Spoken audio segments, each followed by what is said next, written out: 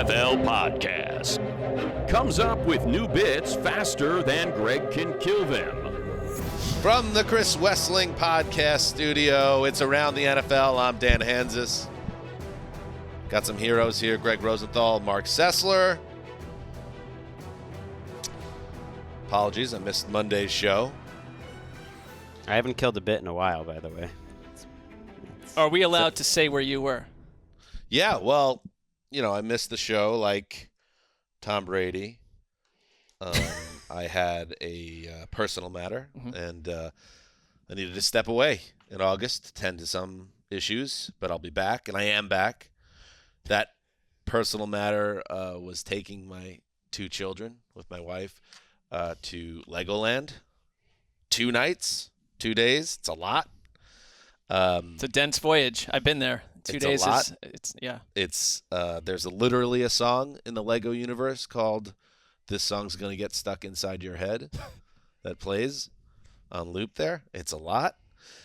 Tuesday morning, we were at the breakfast buffet in one of the hotels on the grounds. Emily comes up to me and says, "I think there's a famous guy around the corner." And I was like, "Oh, okay."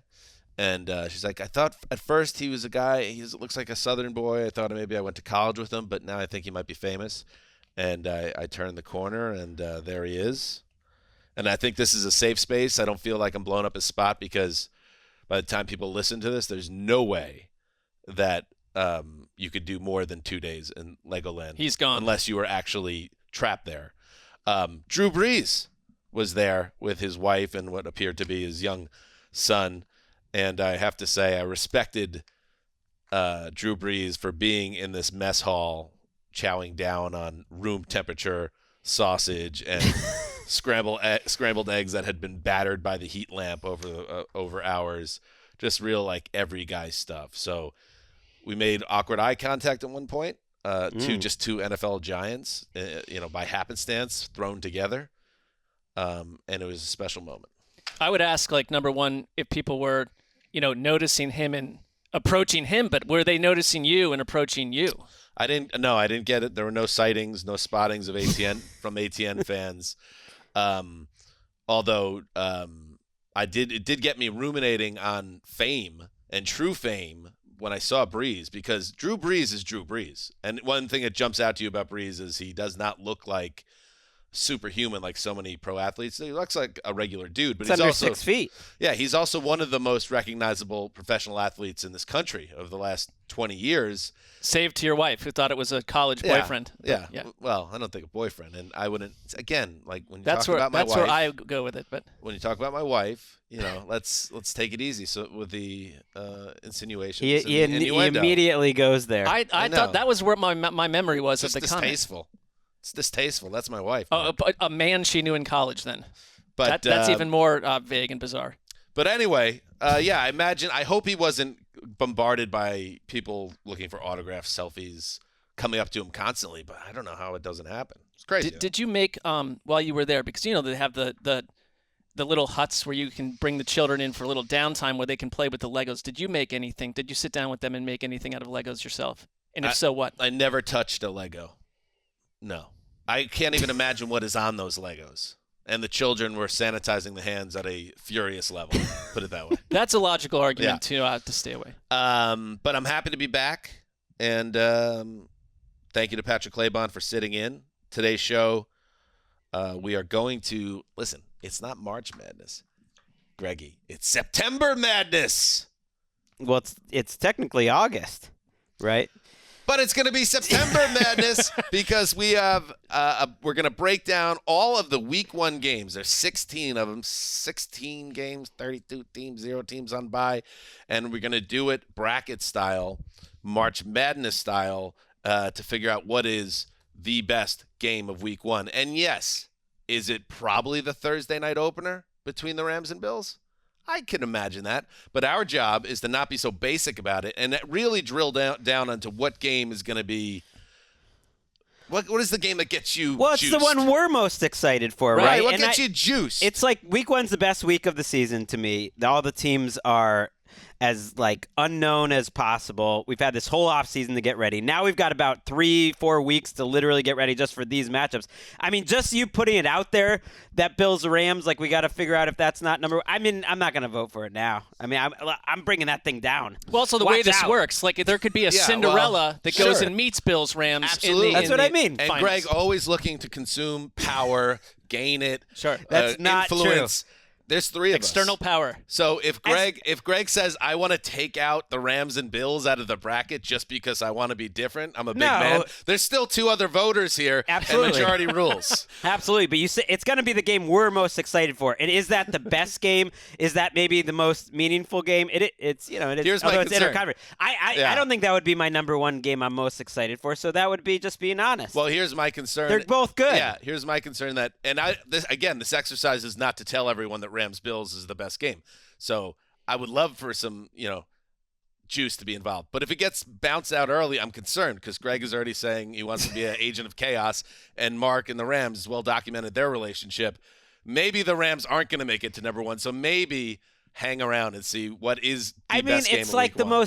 most beautiful girl in school. She doesn't need to be the prom queen. We're going to that game. That's enough. Like the game is going to be amazing. But I don't Maybe think it doesn't. They now don't Gregg need is controlling the prom. Exactly. You're filtering it through your mindset. We're trying Sure, to be that's the idea. conduits to our That's the audience. idea. What's the best game? That's the idea. Maybe I'm it is annoyed the with best Gregg.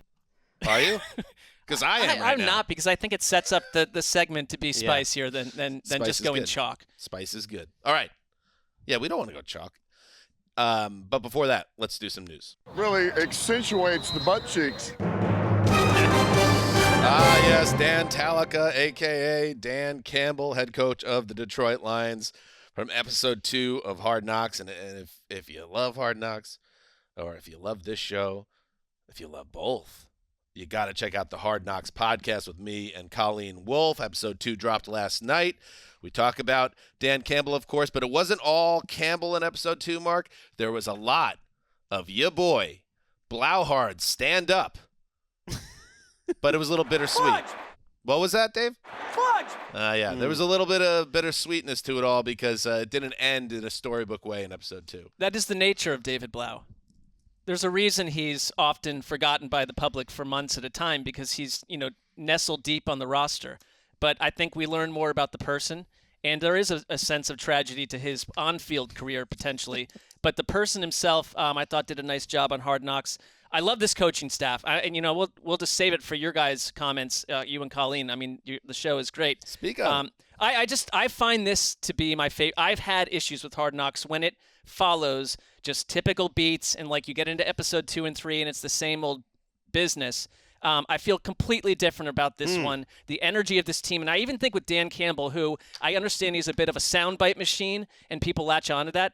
Last night, because they went into areas where the team was struggling here and there, I thought Dan Campbell, the teacher, Dan Campbell, the true motivator, the leader in good times and bad, came out. And I think there's probably coaches around the league that think, look, that's great. He can be a rah-rah guy. Let's see if he can hang with Kyle Shanahan and Sean McVay. We'll find out. But I do think that he's changed the Detroit Lions tangibly from everything we thought about them the entire time we've done this show. Well, they're the ultimate, fall in love with the Hard Knocks team and then root for them and maybe overrate them. But I don't care.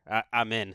I mean, I just hope that's not what we remember about Blau. We'll always have the Thanksgiving game, but that was a big moment. That wasn't perfect either for Blau. That wasn't perfect, but at least it was perfect something. quarter and a half. I just hope he doesn't. I hope he makes the team. I mean, I hope both him and Tim Boyle make the team, because when Tim Boyle yelled out "Dimer, effing Dimer" with no other teammates around him after he threw his touchdown pass, Tim Boyle is feel that though. is a truly bizarre quarterback. If you watched his games last year, and I'm not saying I would want him as my quarterback, but he is very compelling. I was saying before the show when we were talking a little bit about Boyle, it's a great combination when you have a quarterback who's not good but also nuts.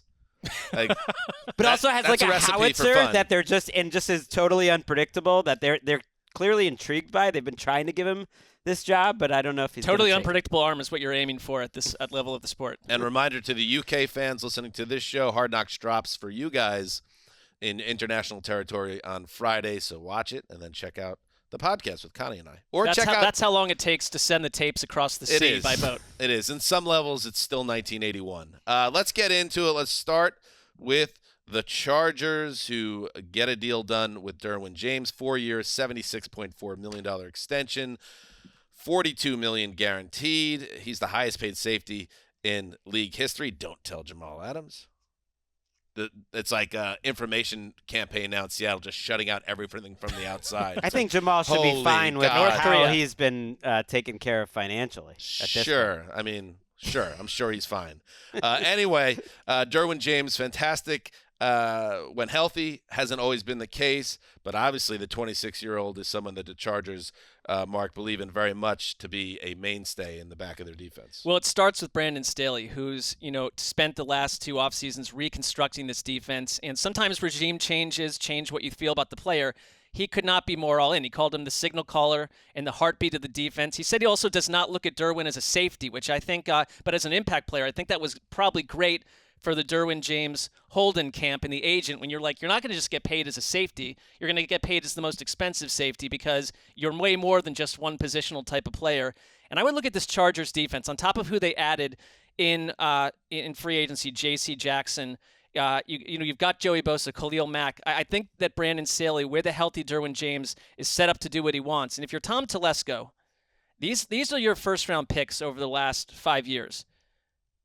Justin Herbert, Joey Bosa, Derwin James, Rashawn Slater, and Mike Williams. Yum. Tom Telesco needs to win playoff games, but there's no question that he's found a way to build a team. Well, that's 4 because I think Herbert's going to get there. 4 first-team All-Pros right there. Like Slater's going to get there. James is there. I mean, you can. Bosa's there. I'm not putting Mike Williams there, but that's also a good pick. That's brilliant work by your front office. Derwin bring in town like that. And Derwin James is a perfect match of coach and scheme. I think when he says like he's not just a safety, it's like last year they needed him to play coverage more. They needed him to be a cornerback more because of what their team looked like. He helped Nasir Adderley really improve as the safety next to him. They can kind of fit him in to whatever they need, not just in a given week, and they really use him in a million different ways depending on the game plan, but in a given season. And that's like so valuable that if there's injuries here, he can cover you there. We know what he's like as a pass rusher, as a playmaker, as a coverage guy. There just really aren't many guys like him, and it was great to see last year that he could stay healthy for the whole season. I think there's hope now, even another year removed from all those surgeries, that he'll be even more explosive. You wonder where Raiders at Chargers week 1, where the September Madness selection committee comes down on that one. We'll get Not to that low. a little bit later. We'll find out. It's It's getting buried a little bit. I noticed that at 425. I know it's 425, but it's opposite Packers, Vikings, Chiefs, Cardinals. Like it's not getting the national spot. Too bad, Greg. It's not 420, right? Hey, 420, bro. Greg knows about 420. That was my favorite Damashek bit that he just ran Newsroom into the ground. classic, yeah. Just no matter what it was during Damashek's, 7 years I think we were with him at the company or more. If it was 420 and he was in NFL media building, he yelled out. You could be like rooms away and you just hear from far away, 420, bro. Ow! There were, I think, because we had so many like executives over the years couched in those newsrooms that their response to that was variable. Right, it was hilarious that he would do including that. one boss in the corner who would crush a coffee mug in his hand when he heard Damashek's voice. All right, love Shaq. In other news, the Jets did not have any bad surprises when Zach Wilson had his knee surgery. Turns out it was a cleanup of the meniscus, and it's a bone bruise, and the 2 to 4 week time frame for the second-year quarterback appears to hold. So he's very questionable for week 1. I would not anticipate seeing Zach Wilson in week 1, but you never know. Obviously, I wasn't on the show on Monday. My thoughts are, I think all Jets fans really need to be aware that this might not work out. I'm trying to be I've always tried to be optimistic about Wilson, but since the day he's been drafted, after I went all in on Sam Darnold, I try to keep Wilson at a little bit more of a distance. This is now his second knee injury in 2 years. He had some health issues at BYU, staying healthy. He's not a big guy, even though he has bulked up. And I'm prepared for whatever happens with Zach Wilson, and I would not be surprised if Joe Flacco plays more than many Jets fans anticipate this season. So that's kind of like the headspace I'm in. I'm hopeful he's going to get healthy, stay healthy, be better on a better team. But this to me is just another little red flag as someone who's been through this a million times. His inability to stay healthy for a guy that needs the reps, a guy that needs to show big improvement. I'm happy we dodged the bullet because it would have been a huge organizational setback if he blew out his knee, because they would have been in a really bad situation where they would have had to get through this year and then give Wilson a chance next year. And then if he didn't do well next year, you know what happens next and you're starting over. Now they still looks like they'll be able to evaluate him. But I think he's going to be on a short leash with this organization. I just feel that. I think that expectation setting is similar to the expectation setting that the Jets are putting out through the media about whether he'll play week 1 or not. Because even though there was that 2 to 4 week time frame, basically anyone who had a source inside the Jets was like, don't expect him week 1. And great if he surprises and he gets ready early, but they're going to want to be careful. I think they were careful about his injury last year during the season when he sat back down and made sure he was really ready. And he did come back a little fresher, a little better. He needed those reps. You know, the 6 reps he had to me were as concerning as the injury that he had. But maybe he'll be back for what used to be the big bowl on this podcast, Jets-Browns. Now I guess it's losing like a little bit of spice since the Sessler jumped off. A little more depressing. A little bit significant amount of spice. You know, the Who idea. knows? We'll see where this thing goes. Joe Flacco versus Jake Brisket matchup doesn't exactly scream to me. It's a good point. On the bracket for week 3 or 2 or whatever. Our week 1 bracket, we mentioned this on our last episode. For you as a Jets fan, this isn't what you wanted, but you do get Joe Flacco versus Lamar Jackson. A little bit of an old Wild West I think revenge that's something. shoot. Yeah, we'll talk about that in the tournament and where Right. if that makes it a better game or a worse game. Hold that thought. Let's move on. In other news, Drew Lock. You know, Gregg, I hope this wasn't something that led to a fist bump, because that would not be a good lock for you. Drew Lock tested positive for COVID-19. He'll miss the week 2 preseason game against the Bears for the Seahawks. So this was his big chance after Geno Smith got the start in week 1 for Lock to say, remember me, keep me in mind. I should be the starter. Well, now Geno slides back in as the starter. He's going to, you would imagine, get more reps. And now Geno, Greggy, feels like he has a big lead in this battle. Yeah, I think it's over. I think it was probably over anyways, just based on the first game. I think the mistake Lock made at the end of it, but they had a plan that Lock's going to start the second game, and he took first team reps in practice Tuesday before they realized he had tested positive. So that was the first time all offseason. But even then, in the press conference right after practice, before they knew he had corona, Pete Carroll, who answers every question as if he's like a big Geno Smith fan and wants to tamp down Drew Lock hype, said, well, don't make no mistake, Geno is still our number 1, but we're going to give Lock this one chance. I don't think there was much doubt in my mind. But any doubt is gone now. I don't even think Lock won't wind up starting any preseason games now, because I think they'll want Geno to do the third one. I'll reference the title of an absurd book looking at the JFK assassination, a look back that basically just painted Oswald as the lone gunman without any other nuance or research. Case closed. Geno's starting week 1. Wait, the entire book had no nuance or research? 0. If you open it, the pages are empty. This is a very salty topic between Marc and I, because clearly Oswald acted alone, and people just want more answers because people don't want to accept the reality that one man, no matter how small he is in society, if he wanted to take down the most powerful man in the world, he could. That's scary. That's frightening. Just happened in Japan, not the most powerful man in the world, but the former prime minister. 11/22/63. I understand it, Marc, conspiracy people. It's fertile ground. Well, hold on. By the way, at some point, the it's majority time to just move on. The majority and of the country disagrees with you. That doesn't matter True, because but people don't want to face reality. Have the last 5 to 10 years and kind of no one accepting obvious answers for many things in our society Greg, changes your mind. Do even a particle of research, and I'll discuss the topic with you.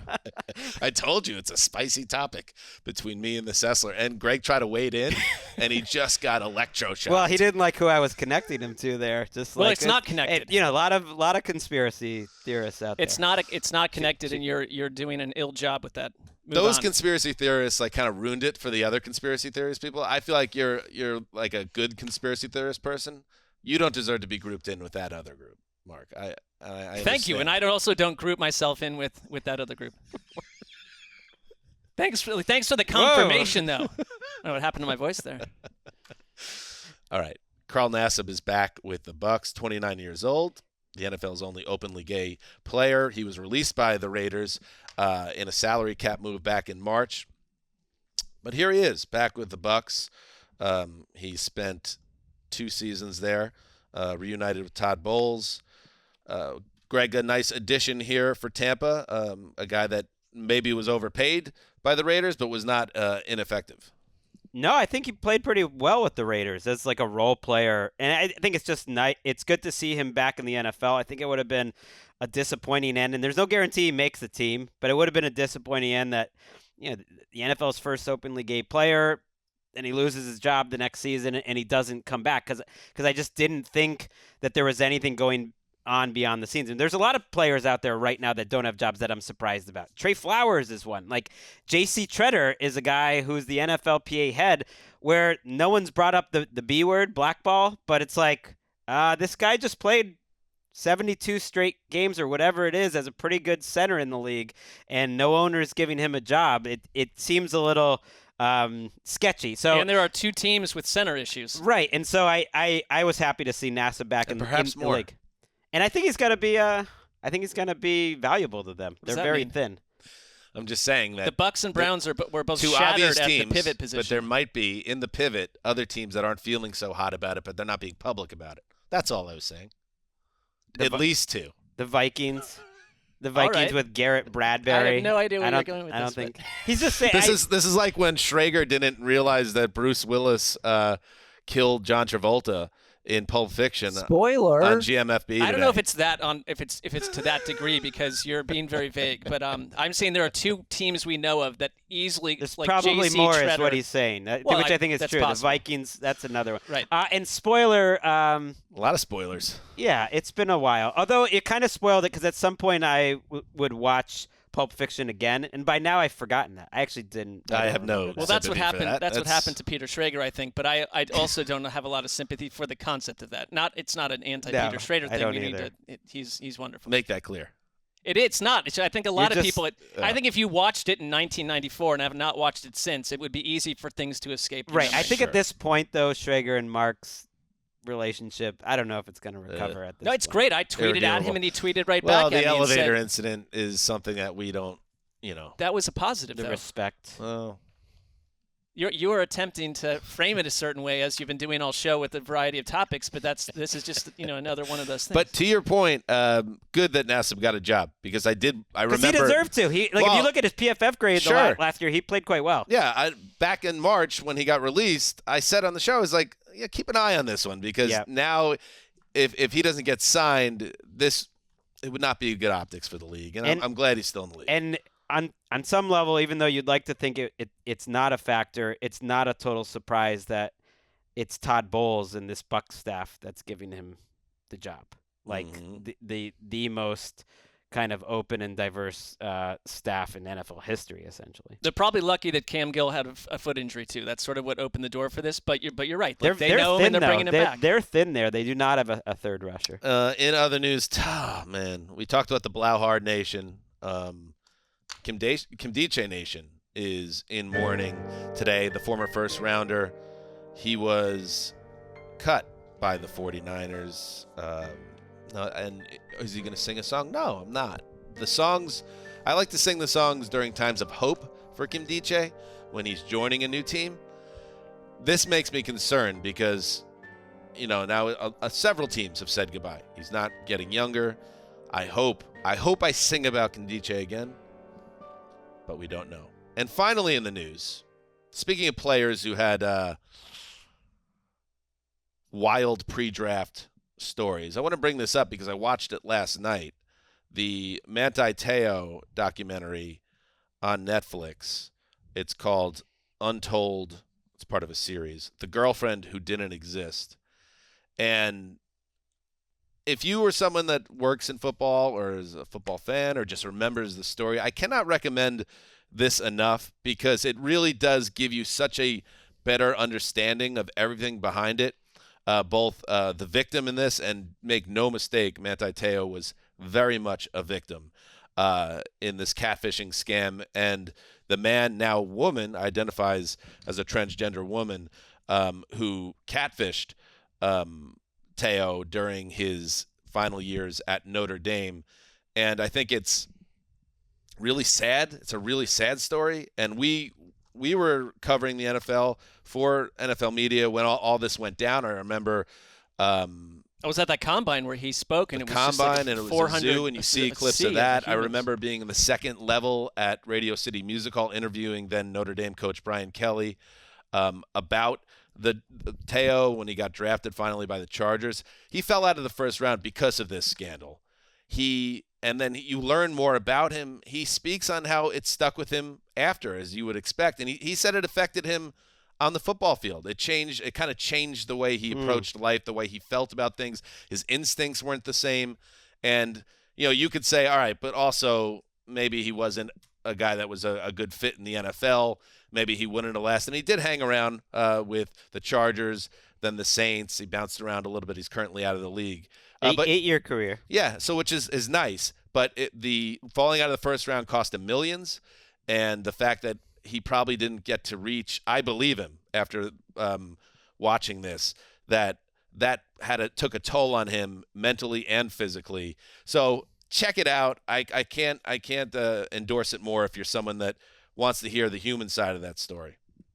I'm looking forward. Sounds strange because it's a strange story, but I am looking forward to watching that. I think if you weren't around for that time, to me it's like the definitive Deadspin era story. Right. Like it was a lot of that in there. It was a different online culture at that moment, and more than anything, and maybe it was like kind of a sign of things to come. There's certainly stories that just take over the internet now too, but that was like one of the first unique stories, I think, that just to me was like internet culture in a nutshell. I'll never forget being in our newsroom when that story launched, and suddenly, loud newsroom, it goes silent because everyone in there is starting to read it, and it's a long epic of a tale, Sure. And they were quiet for a long time. And Deadspin, we hear from and see some of the principal people behind the piece and the reporting that kind of exposed the lie. And I guess I should say, 'cause maybe some people don't know, that Manti Te'o, who was a star linebacker, had a girlfriend, an online girlfriend that he had not met, that he fell in love with and thought he was in a real relationship. It turned out not to be even a woman, and it became a huge story because this man at the time, had attempted to get out of it by saying that his girlfriend had died. So when his grandmother died the same day that he was told that his girlfriend died, he said that to the media, and it became a huge story, but it turned out to be not true. So it was blown up.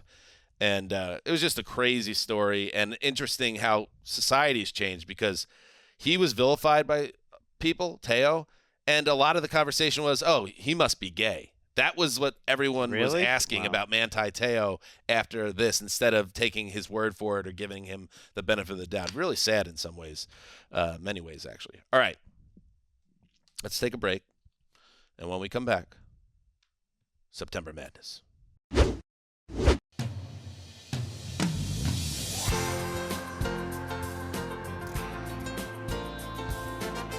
Welcome back.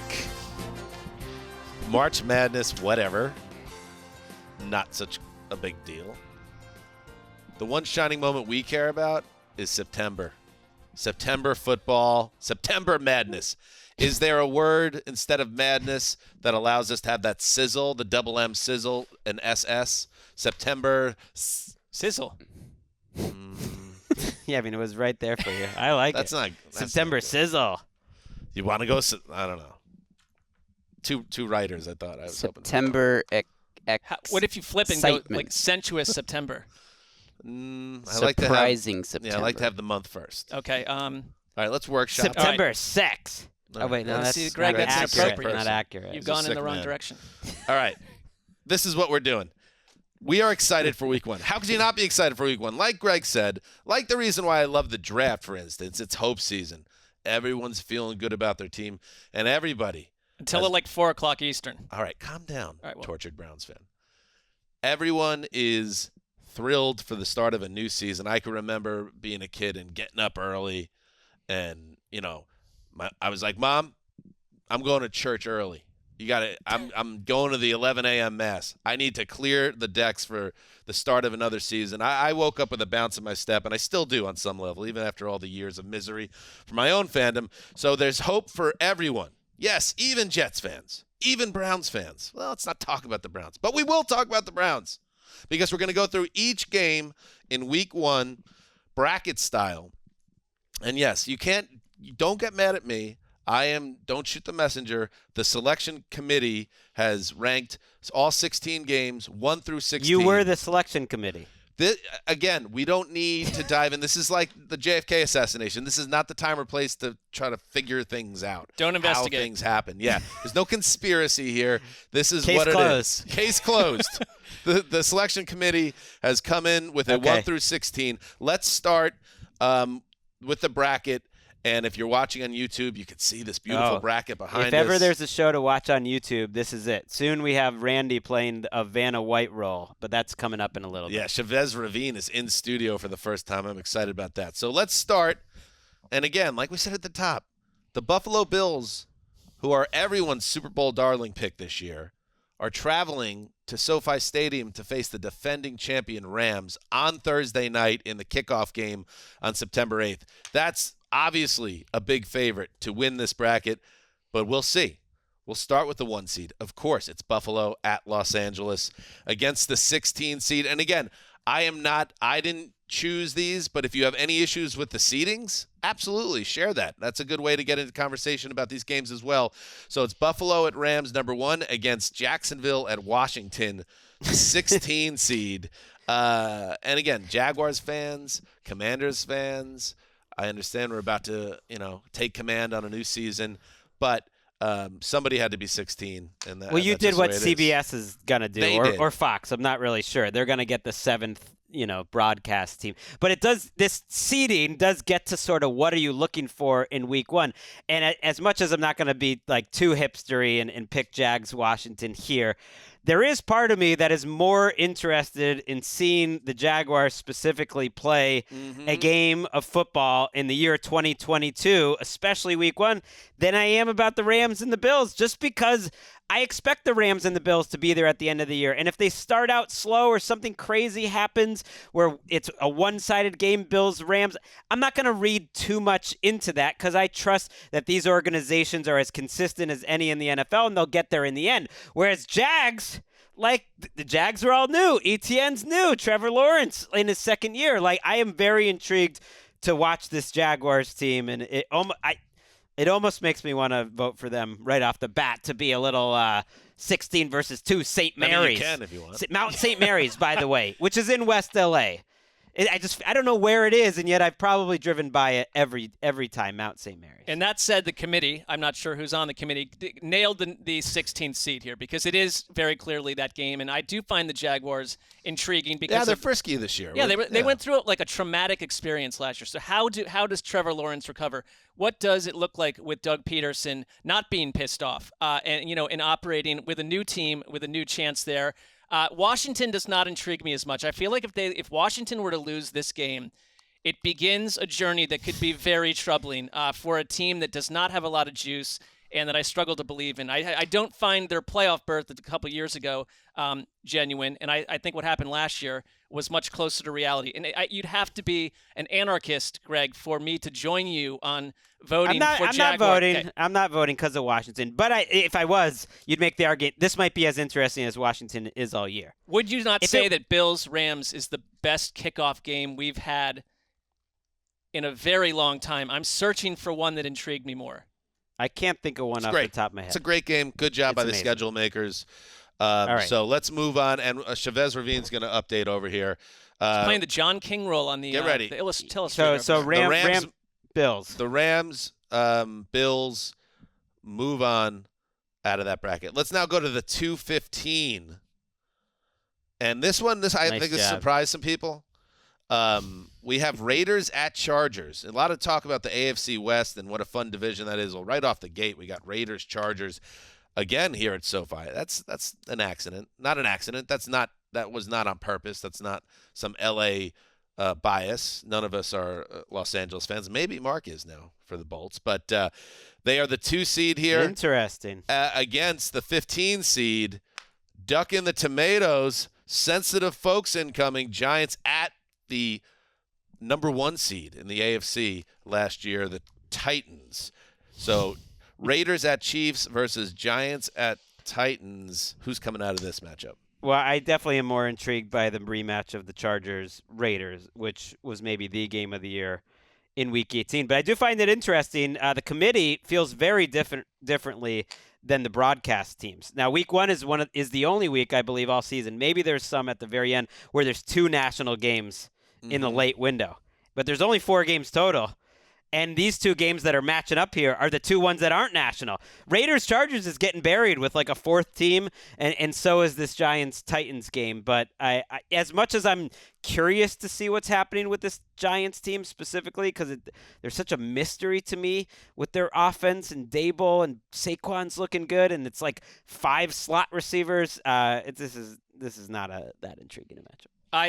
This is more intriguing for me Graver. that the Giants have been in a long, long time, and so I want to watch this game. And I think I know this is a constant drumbeat, and I don't always buy Titans fans with their a nonstop irritation with everything on how they're dealt with by the press. But this is disrespect for them to be the 15th seed. They were the number 1 seed in the AFC. I mean, in any other year, if that were the Ravens or the Steelers, they'd be on primetime instead of getting buried here against the Giants. It's a tough one because all of these babies are beautiful. Mm-hmm. I hate to. I don't even want to say. Some of them grow up to be problematic adults. They do, but just they're coming out the womb. A Week 1 game, they're all beautiful to me. So I don't like talking negatively about any. Why don't we build a separate bracket of all the number 1 seeds that have come out of the conferences in the last 20 years, and tell me how the Titans do in that, the 2021 Titans. I hear what you're saying. It's just it's a strange place for them to be. But I would rather watch Raiders this with is your Josh first McDaniels and chance Chargers. to see 5th round pick Kyle Phillips as their slot receiver. Well, that doesn't get me going. Also, a little for the Giants, the camp reports have not been great in recent days about the offense. So just when I was getting sucked in, like, oh, maybe they'll be frisky. And maybe they will be. But the defense is destroying the offense of late, and the Daniel Jones hype articles have slowed down. So we feel like the Raiders-Chargers I think are coming out of here? The seeding was correct. Right. It holds. Chalk holds on that one.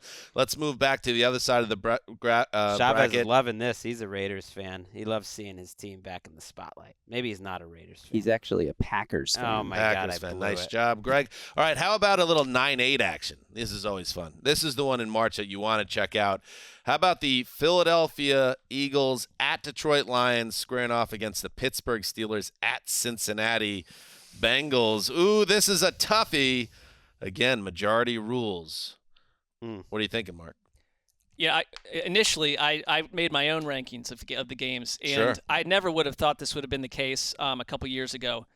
Eagles at Lions, and I'm a victim of the moment with Hard Knocks I get with the Lions. I just want to see what they are in real life come Week 1, and I think the Eagles, if you look what they did on that first drive, Jalen Hurts 6 for 6. They're announcing we're not just going to run the ball 500 times this year. We've got A.J. Brown. We've got weapons. They're going to be different. I think they're going to be a very intriguing team in that division, which they could flat out win. The Cowboys are in distress and maybe go deeper than that. And so I am going to go against what I would in the past. I've seen the Steelers, to me, I want to see where they are by Week 4. Joe Burrow, I'm assuming he'll play, but he announced that today that he had a ruptured appendix. It was just Something flat was out strange about that the whole time, where he was gone for weeks and they wouldn't talk about it. But he is back at practice. He is. We'll see what happens there. But by the way, the Bengals last year, He'll play.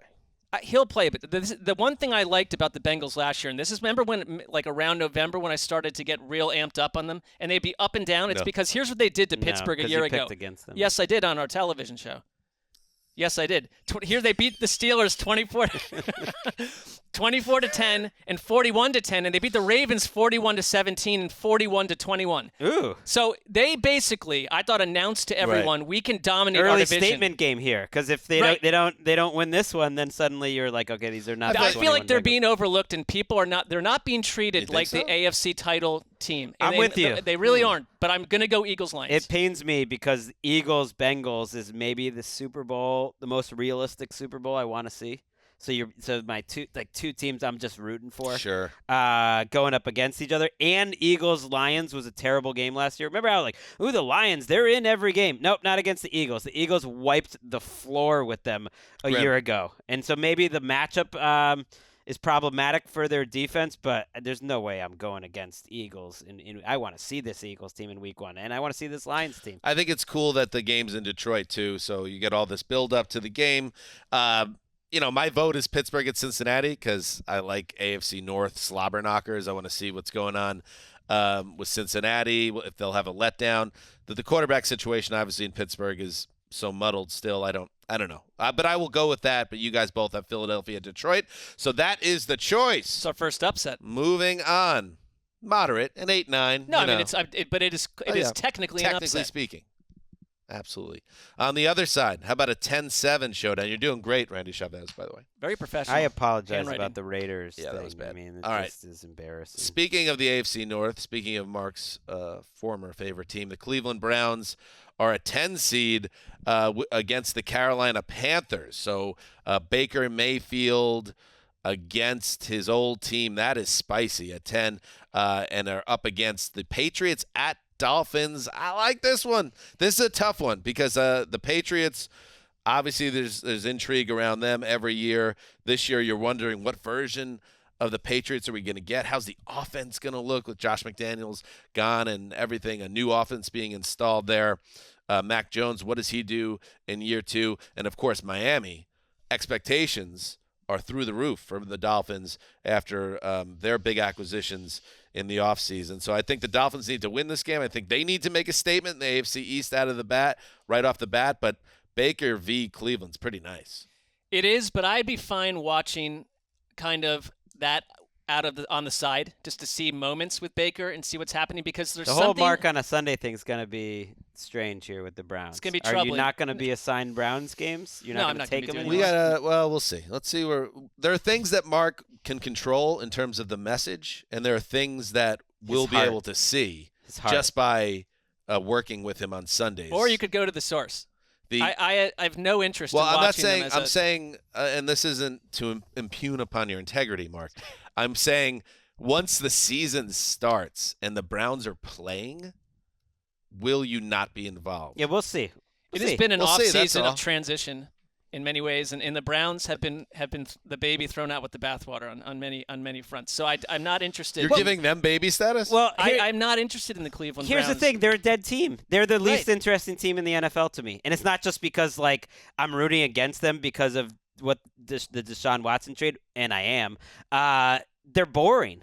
They're starting Jacoby Brissett. At some point this week, most likely, we'll learn how long Watson's gone for, and it's going to be long enough, I anticipate, to cripple their season. They're not interesting. And even though the Baker versus Browns thing is spicy, that's for delicious. Sure, it is. I can see the Browns, and I'm projecting a lot here, but to me the Browns are a defensive team. It might not be an incredibly watchable game, even though I would expect a kind of a low-scoring, slug-it-out type of game with Jacoby Brissett throwing a lot of 4-yard passes. This thing isn't close. I want to see McD and whatever's going on in New England because that's a mess. I do think from the Patriots. It's Dolphins, an intriguing game. It is. They saw this. They saw the setup here, and they're like 7-10 seed. Ooh, we got a good draw. We're in this world. We're in this world. They tried to give Western Kentucky a 10 seed because they won their conference. Everyone is saying the tournament. Patriots are in chaos, right? Yes. The Patriots are lost. Bill Belichick has finally been passed by. He's a defensive coach that has no concept of how to run an offense. Yes, saying that. He's handed his offense over to Joe Judge and Matt Patricia. Mac Jones' career. Well, all this stuff is what's happening right now. And he's going up against a totally different version of coach, Mike McDaniel, offensive boy genius. I kind of love the idea of New England coming in here and being like, all right, not so fast. So this game is more intriguing. We've gotten to me. this game, by the way, back-to-back years, and they were close. New England does not do not well in always Miami. electric. they have historically not performed well there. You're right, in South Beach, and it's going to be hot and humid. Anyway, if Baker was going to Cleveland, That's different. that would have gotten my vote. But because it's not that way, the game will be in Charlotte. Yes, I'm with you. A nice AFC East showdown between two teams that are looking to take out the Bills. So it will be New England and Miami that moves on, Greg. I'm sure you're pumped about that. Okay, so we're halfway through the first round. That's usually where you have a day off in the NCAA tournament. Well, let's take a day off. We'll see you tomorrow. It's like cut to the post-game show, and Charles Barkley is just like having strong opinions about a team he didn't watch at all once. the whole season. All right, let's take a break, and we'll keep going. All right, we're back. Here's number 4 seed Denver at Seattle, number 13 Saints at Atlanta, and I know Greg's going to be upset with the committee because the Saints and Falcons. I see where the committee does what the committee does here. The committee is trying to set up problems to add committee's spice. job is to create the best possible tournament. That's all they're trying to do. What you tried to do, because you are the committee, was give the Saints Falcons case closed. the worst possible matchup here, and it doesn't matter. I'm still going to vote Saints Falcons. I don't care. That is the game I want to see. But obviously Broncos Seahawks. Would you mind telling me why that is the game you want to see? Although it is Geno versus Seattle. I know, Greg, you've got Denver. to. At some point, you've got to check in with your internal. So being. you have Russell Wilson going to Seattle, and then to top it off, Geno Smith will be the quarterback going against Russell Wilson. Okay, you're right. That's a All right, great. That's a great game. I think it's Monday Night Football. It's probably moving on in this bracket. You're right. The reason I wouldn't just football wise, Saints and Falcons are two of the teams why I love Week 1 so much, because I just to me they're total. To use something Marc, like a beautiful mystery. I want to see what this Falcons team looks like. I want to see what this Jameis Winston Saints team looks like with all these new weapons. And this will be the first time for both of them, and it's a great rivalry.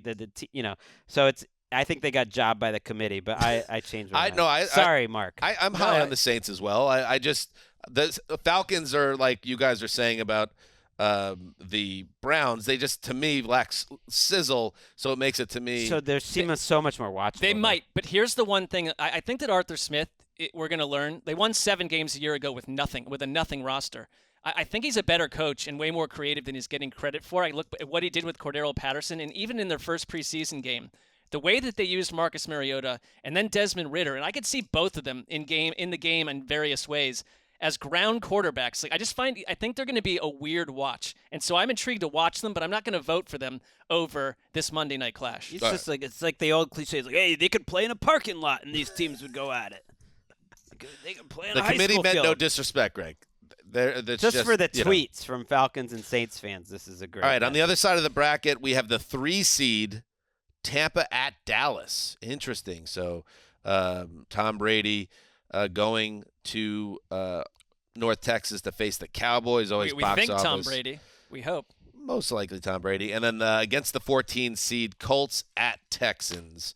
So listen, I will say I'm interested to watch the Colts with Matt Ryan, just like everyone else, to see if the offense takes that step and it can be just better and more functional and professional than it was certainly down the stretch with Carson Wentz.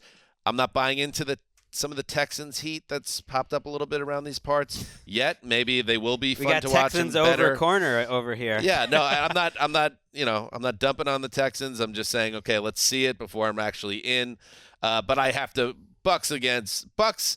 Tom Brady at Dallas. To me, as a football fan, it scratches the itches that I like. That's a big game. That's a big vibe, and I think it'll be fun just to watch Tom Brady every time he plays for however long this lasts. The one thing I like about Colts Texans, and I do think the Texans are going to be a tougher out than people expect. Dameon Pierce, the running back, looks awesome. Davis Mills is competent. Brandon Cooks, Nico Collins. They're not the offense from a year ago. If you're the Colts, you crumbled and had to reorganize the entire offense, starting with your quarterback, because you could not beat the Jags in Week 17 in a must-win game. If they come out of here and lose to the Texans, that you're back in another disaster. So there's a lot of pressure on the Colts. I think the Cowboys, who had, I think, 17 penalties in their first preseason game, after leading the league in penalties a year ago and having a disastrous penalty situation in their playoff loss to the Niners that had Mike McCarthy already having to back off and answer questions about, yes, we're disciplined, that feels like a tire fire in the making to me. But I just want to see the Bucs and what they can be. So I'm obviously going to go Dallas, Tampa Bay. Yeah, I don't need to go too long. But technically, this is the fifth CBS morning game, and it's ranked 5. They put them in order. So so they have one more game than Fox. So technically, the lowest ranked broadcast team by, at least in the eyes of the broadcasters, CBS will be on this Colts Texans. And if you're one of those broadcasters listening to That's this, what they think about please it. excuse Gregg's inability to build No, a bridge I mean with I you. don't know who it's going to be. There's some great deep cuts, and Sure. there's some not as into. And I believe you said week 17, Mark, that game with the Colts. Week was 18. Week 18. I understand. So Let's there's just- 17 games. We just want to now, get but things yeah, right you get on this show. You know what I meant. 17th game, Hey, end of Mark, the season, a disaster. Case closed. All right. Well, I cannot argue then. This is a Watergate-level disaster. We need to All just right, title all our right. podcast today "Case Closed." All right, here we go. Here's the 12 seed Ravens at the New York Jets. A little Flacco versus Ravens, most likely, up against the number 5 seed Chiefs at Cardinals. I like putting the Chiefs on the road in week 1. I like Kyler Murray on his redemption tour after what's been, yes, a very well-paid offseason, but also one where the doubters have come out. See where the Cardinals are. No DeAndre Hopkins. See where the Chiefs are. Obviously, with no Tyreek Hill. This is, even though I'm a Jets fan and I'll obviously be watching Jets-Ravens, this feels like an easy one to pick. Yeah, there's 4 quarterbacks between these two games. You know, Lamar Jackson, Patrick Mahomes, Kyler Murray, and Joe Flacco. It's like whichever game has the Joe Flacco, Right. you're gone. Well, I mean, just because how about we count Super Bowl rings and Super Bowl MVPs and red Corvettes on the field after the game? I'm Who got the talking red about what do Corvette? I want to watch? Elite. The 3 best examples of like Flacco this is generation of quarterbacks, and you know. Can I share my other? It's not great for the Jets because this is not the way they were supposed to develop, and it's not good news for Joe Douglas. But not only do I think that Joe Flacco is going to end up playing a lot this season, I think he's going to have a potentially good year.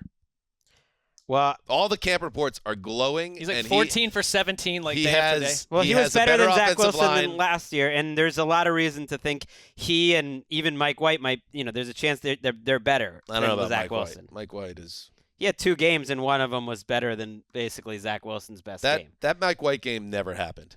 I've decided the game against the Bengals. Go back and try to find it in the archives. It didn't exist.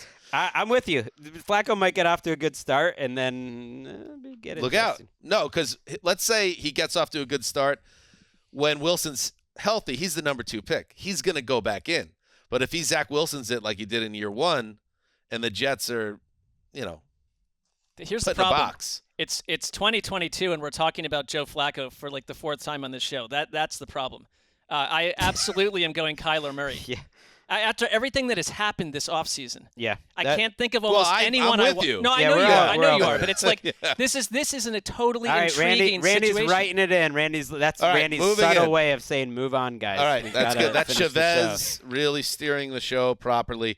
All right, finally, He's on got places to be. the opposite bracket, we have the number 11 seed 49ers at the Chicago Bears, up against the number 6 seed Green Bay Packers at Minnesota Vikings. Vikings, Mark, you raised your hand almost in disgust. An issue with the selection committee on this one? No.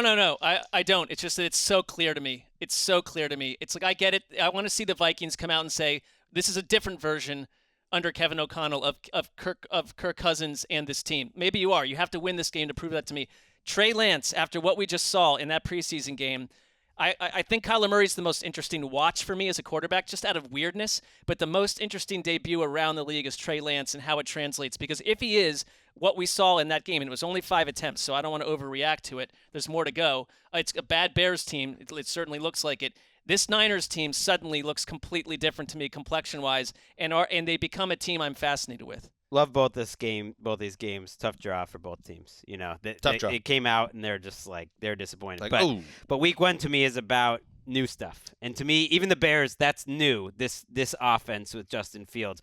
Trey Lance, that's new. We've seen a lot of Cousins versus Rodgers. It is a different coaching staff. The Packers defense is intriguing. I think they might be catching the Packers. So I'm looking forward to both these games a lot, but to me it's an easy This is a the big 49ers. upset. This is an 11 over 6 Oh, right here. okay. 49ers are the 11. Yeah, I'm going Bears 49ers. Yeah, I'm going Packers Vikings. I think it's going to be a much better game. That's a good point. It could be. I mean, Did the committee possibly? I don't think there was a. You want a misstep close here. game. I Yeah. think. I think there are certain. We needed an upset. I think there are certain teams that this side of the table aligns on, and you guys have a torrid love affair for the 49ers. So they were going to advance. This side of the table is the committee being one human. Now the Bears. What does that mean? Your This side of the table. Oh. No, you said this side of the table, meaning you. He's and just you mad are, because you are we've your agreed. side of the We've table. agreed too much, and then it's 2-0, and then his one doesn't help. Well, he's just a host. He wants the best program. There's a possible. little. I'm not just a host. There's a little groupthink going on with Check him out on few Power teams. Rankings, where he's just like providing analysis. He's not a host. There are I few, picked there the are few most teams interesting that are, I have team. to say, there are a few teams that it's on my radar a little bit that you guys are completely locked in step on, and I'm just going to be tracking this very closely in season. Things change. We jump off boards, but if that The Niners, the Texans, the Saints. I mean, the Texans. I don't want to. The Texans are not one of my teams. I just love them it's like over everything. 4.5. There couldn't be a critical thing said about any of those teams on this side of the table. The new kissing cousins. No, it's pushing against the concept that the people just calling the Texans like a ship I just like lost at sea. 4.5. I'm a businessman. Right. I think they'll get 7, maybe 6 All or right. 7. That's his So anyway, genesis. listen, I like it. That's an underdog. Let's see if the 49ers can be beaten in this exercise. You know, that's a good point, though, Dan. You want the best game possible, and that's a good point to make. That I think that's you're gonna be a right good that game. Packers-Vikings might be the game of the week or something in terms of coming down to the end. So even though I'm sticking with my pick, I feel like that's I've a witnessed strong it point to make. 650 times. And That's all. I don't think Green Bay at Minnesota had any chance with Marc either because he despises both those teams. So that was Weirdly, that is yeah. a bad draw they dull for. me. They're dull. I think it was a bad draw. It was a bad draw for the everyone. Packers and Vikings. Oh, we're on to the. All right, here here we go. Round. Now let's get into it. We're If down you're into watching the on Elite Eight. YouTube, you can see Look at Randy, Chavez. Chavez Ravine. Maybe it's Oh, just the name what is with Chavez the Ravine.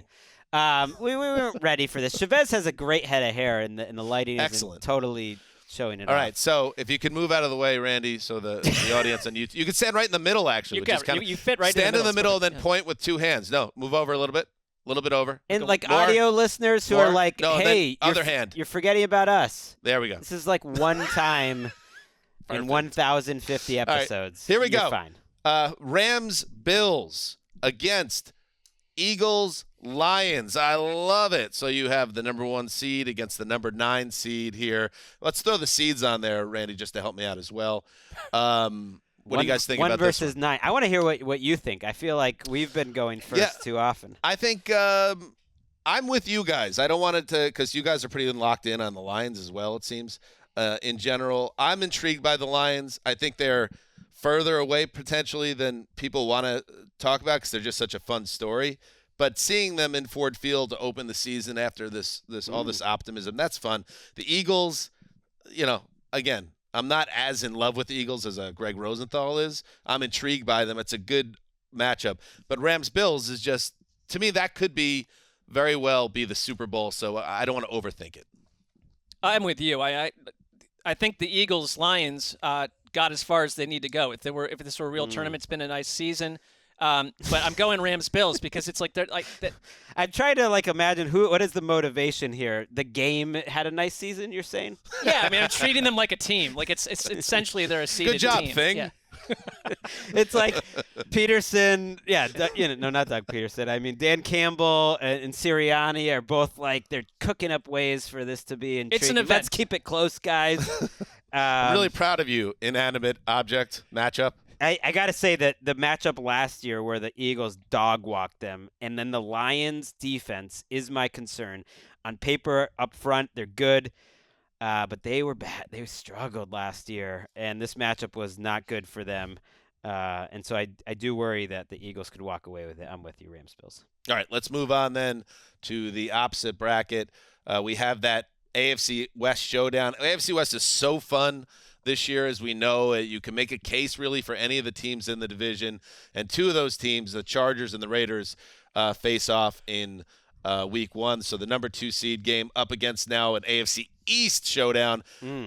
Pats, Dolphins. Greggy, you are a Patriots fan. I know you're intrigued by these Dolphins like we all are.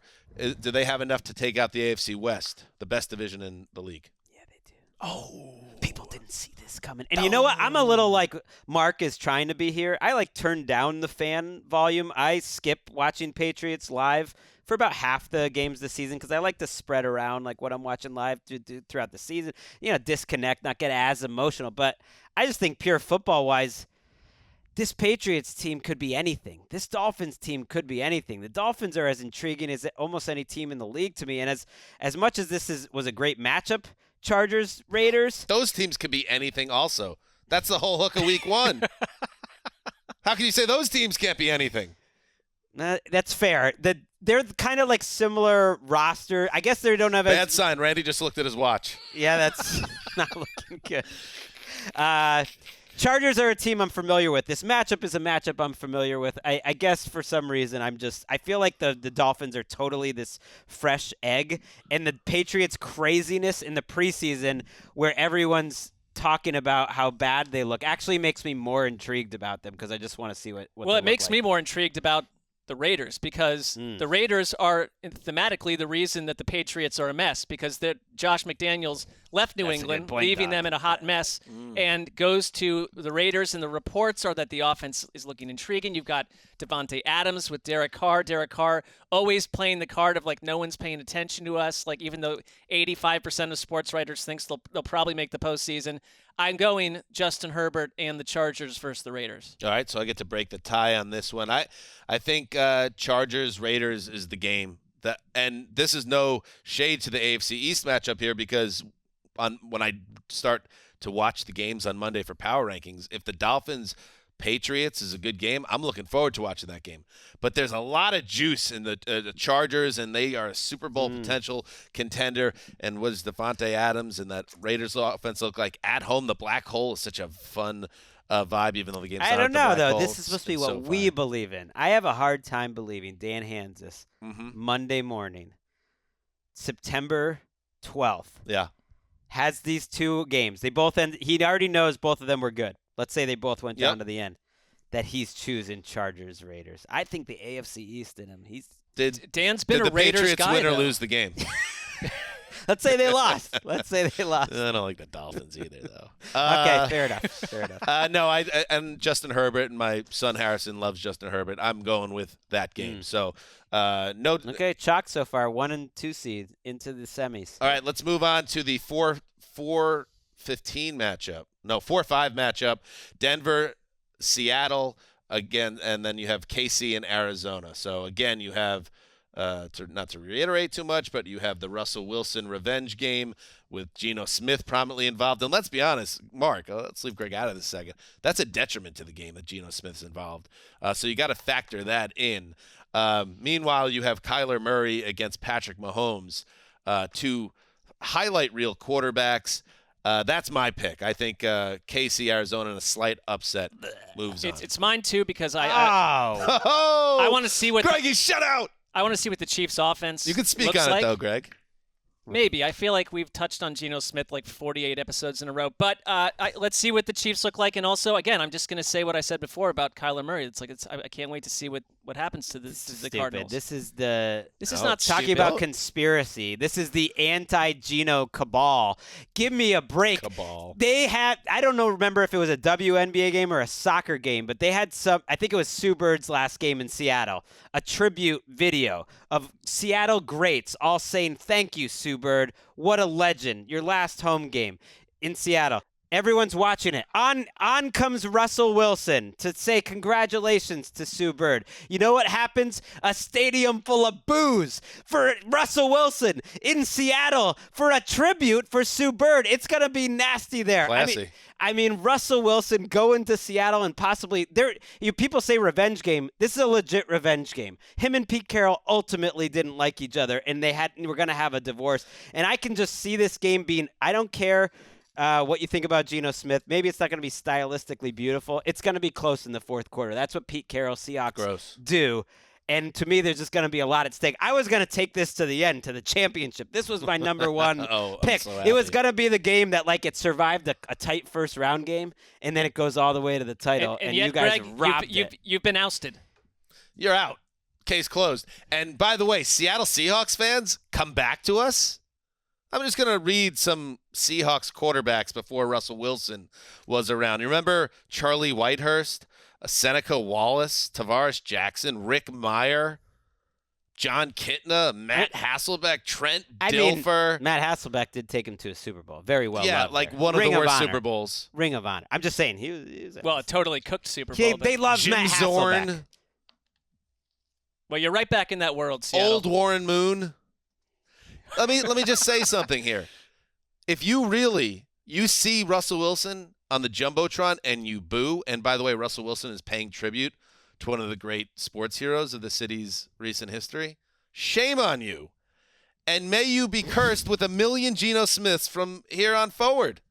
But doesn't it? And I'm not looking to pick a fight with Seattle fans, but you got to understand, like, I would love to have Russell Wilson. You know how many teams would die to have 10 years of Russell Wilson, and you boo him?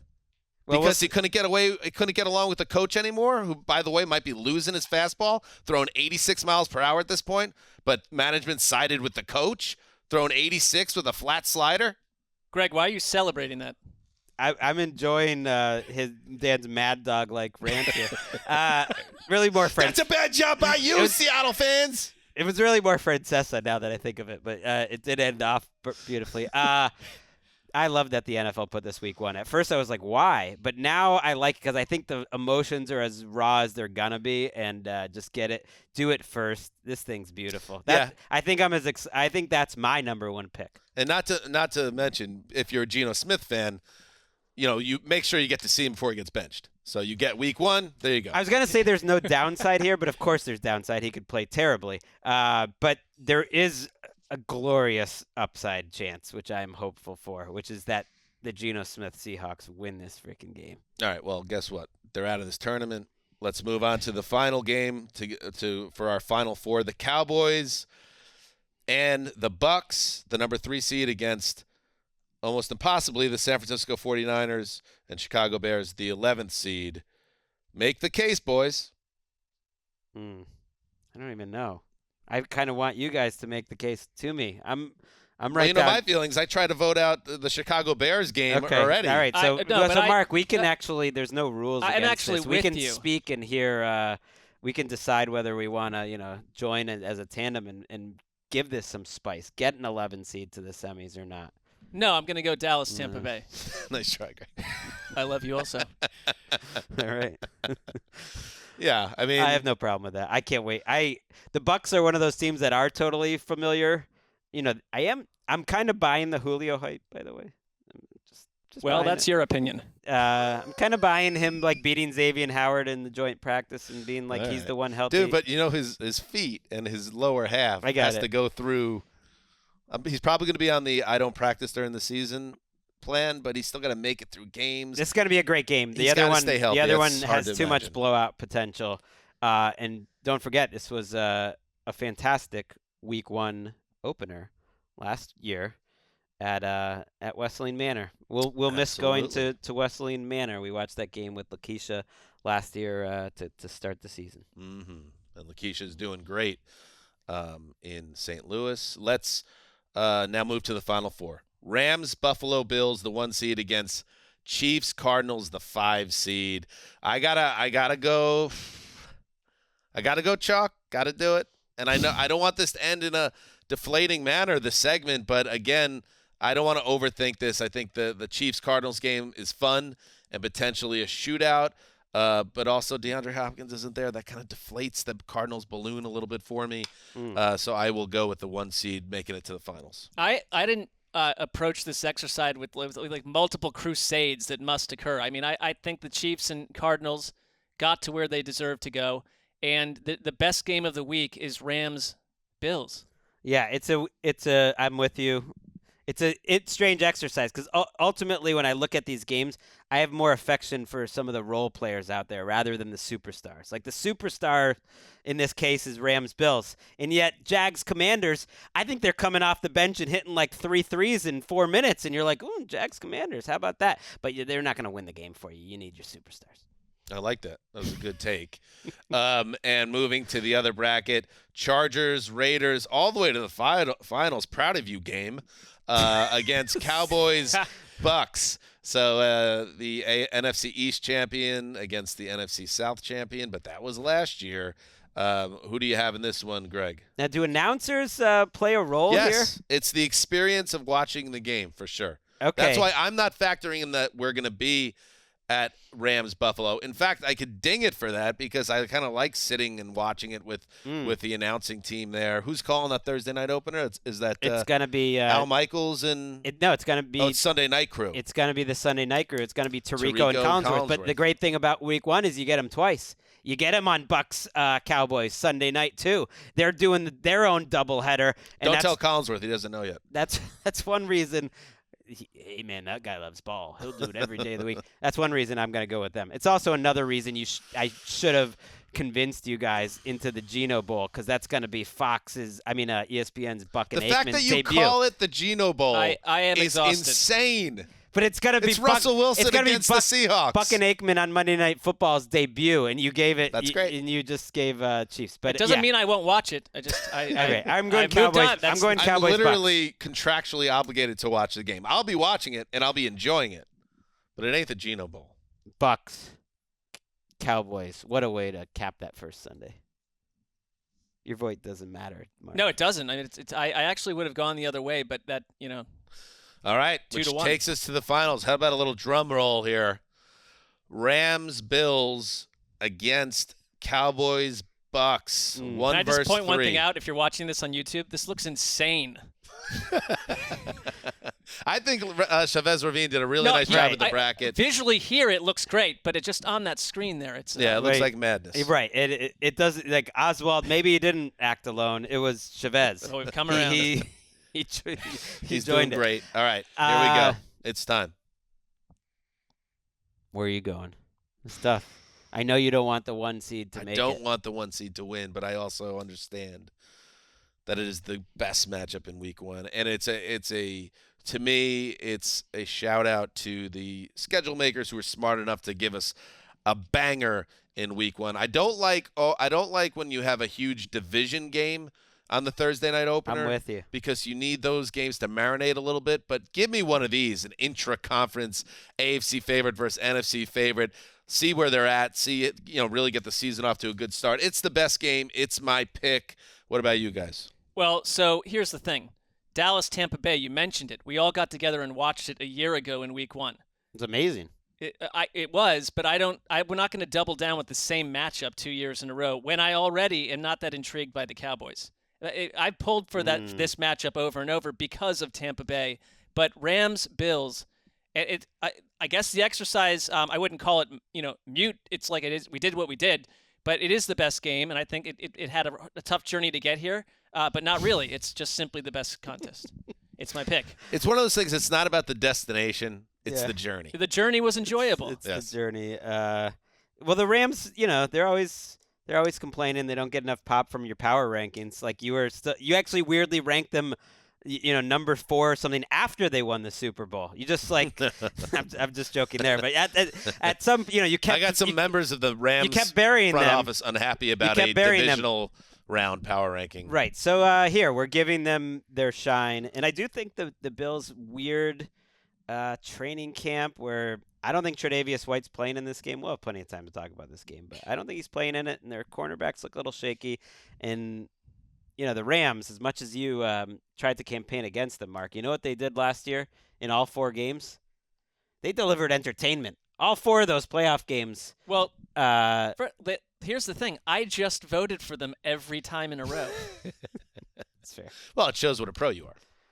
But I'm not. The anti thing was probably closer to like the Jeff Fisher era of this whole business. Right, and the it's thing just about endured on as a bit. Now he's really that but was even not last true year, either, I was telling you in the playoff part of all this. It was about that, like, the stadium and that we were going to be next to them. And you had this image that, like, every day when we showed up to work, Stan Kroenke is punching our time card. Yeah, but you know what? You know what changed? Matthew Stafford changed the feel of that team for me. It really did. And the way that they went and got him, and that was a different moment. So it's like I'd like to take that narrative and throw it out the window. This is not Rams House. This is a podcast that covers the teams that are the most interesting. And just so happens that the two teams that play across the street are very interesting teams right now. When they suck, you'll see. They won't be talked about nearly as much. The only team, there are a few teams. We will see. Yeah, we'll see. But I feel confident that the Rams and Chargers get talked about. That'll be when the Chargers have the Chargers or the Rams have like Geno Smith at age 42 as their quarterback, and they'll be talked about as much. I mean, the Chargers were not talked about that much relatively on this podcast a couple of years ago. The crazy thing is, it's hard to imagine these teams really struggling, just because it hasn't happened under Sean McVay, and the other one is Justin Herbert. All right. A lot of pop, by the way, Mark. People are like, Justin Herbert, Michael Jordan. I'm fine with that. Who is he? Who is Justin Herbert? Who is the NBA comp for where Justin Herbert is right now? I saw somewhere, I believe on the subreddit, someone said Luka Doncic. That's pretty good. That's a good one. That fits. That sounds about right. You got to win. We also, I think we've compared maybe 9 NFL players to Michael Jordan on this podcast over the years. Right, but you're expecting him to be an all-time great. I do. No, I know. Yeah. But you still have to do it. He's got to go through a couple wars. We got to see what he looks like in January. What is happening if he becomes that, and then I tell you he's that? What are we doing there? Oh, he becomes Michael Jordan, then I tell you he's like Michael Jordan. So you believe he will be Michael Jordan? What's the point of me telling you that 5 years from now? Will win 6 Super Bowl championships and be seen as the greatest player that's ever lived. The NFL is a little bit different than the NBA, and especially Michael the Jordan. NBA back if then. you say Michael Jordan, it means best player to ever play the sport and 6 for 6, never lost a championship. That's what Michael Jordan. Some people are a little fast and loose. Tom Brady would be much closer to that then. Like some people, you mean Marc. Wes hated when people compared LeBron to MJ. And although I was a bigger fan of LeBron than Wes, I understood what he meant because people almost forget, and I'm glad that documentary came out last year, like what Jordan was, which was one of one, never will be another guy like that. Well, I would never. I'm with Wes on the LeBron versus Jordan argument is absurd to me. And I don't know why we always need to make other NBA players Michael Jordan, whether it was Kobe or anyone else. I mean, I watched, and I'm sure you did too. But you measure him up to the best. You just made Justin Herbert Michael Jordan. But I'm saying in the same sport.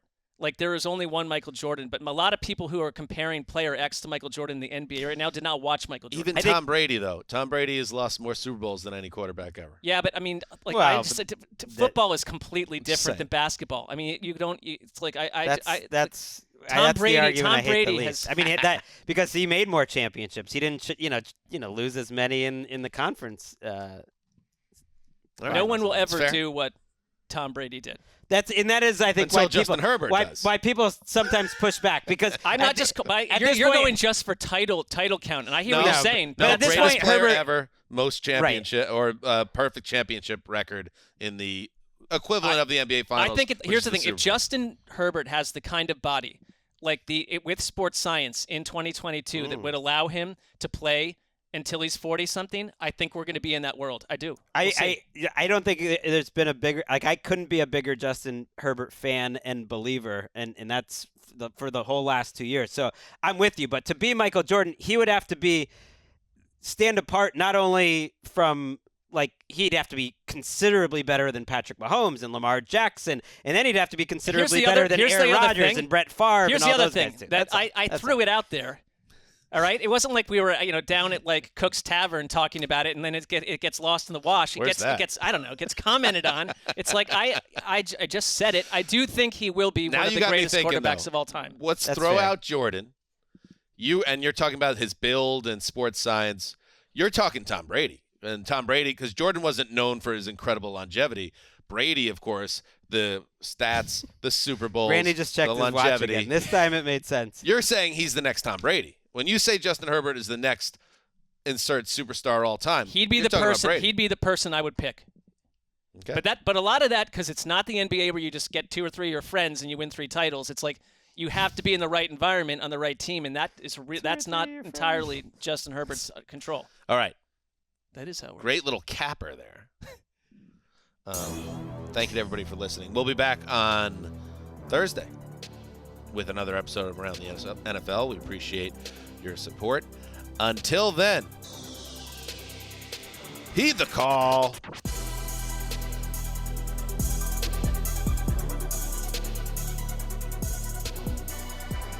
This is the first time I've gotten excited about football since probably last December.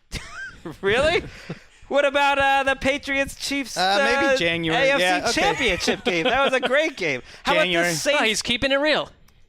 No, You checked out at some point. How about Super Bowl didn't really excite me, but some of the playoff games. How did. about every game the Saints played? Basically, Saints Steelers. No, not the last was half of the one of season. the best. Was maybe the best game of the year.